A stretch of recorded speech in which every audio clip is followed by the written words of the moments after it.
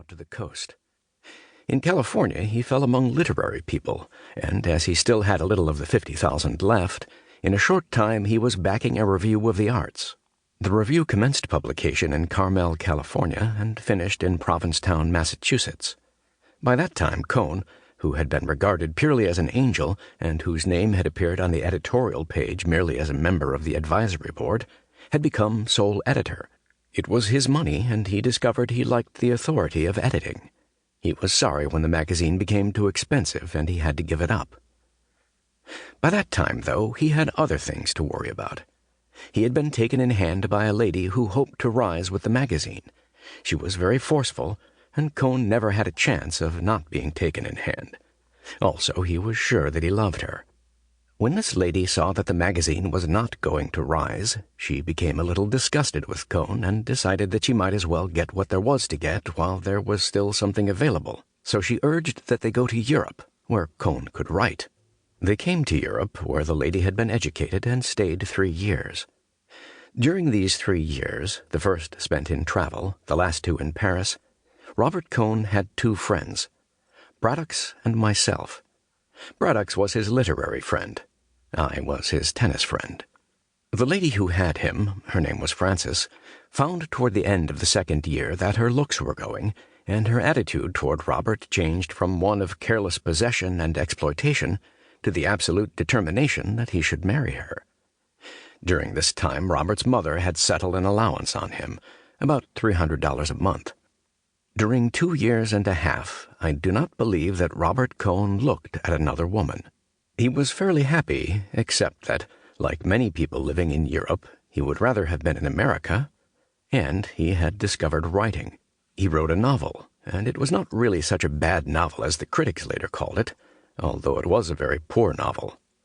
He read many books, played bridge, played tennis, and boxed at a local gymnasium. I first became aware of his lady's attitude toward him one night after the 3 of us had dined together. We had dined at Lavenue's and afterward went to the Café de Versailles for coffee. We had several fiends after the coffee, and I said I must be going. Cohn had been talking about the 2 of us going off somewhere on a weekend trip. He wanted to get out of town and get in a good walk. I suggested we fly to Strasbourg and walk up to Saint-Odile or somewhere or other in Alsace. "I know a girl in Strasbourg who can show us the town," I said. Somebody kicked me under the table. I thought it was accidental and went on.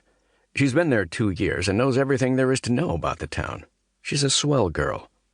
I was kicked again under the table, and looking saw Frances, Robert's lady, her chin lifting and her face hardening. "Hell," I said, "why go to Strasbourg? We could go up to Bruges, or to the Ardennes."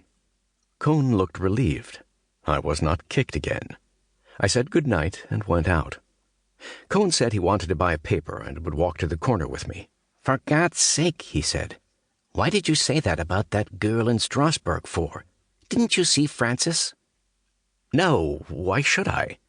If I know an American girl that lives in Strasbourg, what the hell is it to Frances?" "It doesn't make any difference. Any girl. I couldn't go. That would be all." "Don't be silly." "You don't know Frances. Any girl at all. Didn't you see the way she looked?" "Oh, well," I said, "let's go to Senlis." "Don't get sore." "I'm not sore. Senlis is a good place, and we can stay at the Grand Cerf and take a hike in the woods and come home." "Good. That will be fine." "Well, I'll see you tomorrow at the courts," I said. "Good night, Jake," he said, and started back to the cafe. "You forgot to get your paper," I said. "That's so." He walked with me up to the kiosk at the corner. "You are not sore, are you, Jake?" He turned with the paper in his hand. "No, why should I be?" "See you at tennis," he said.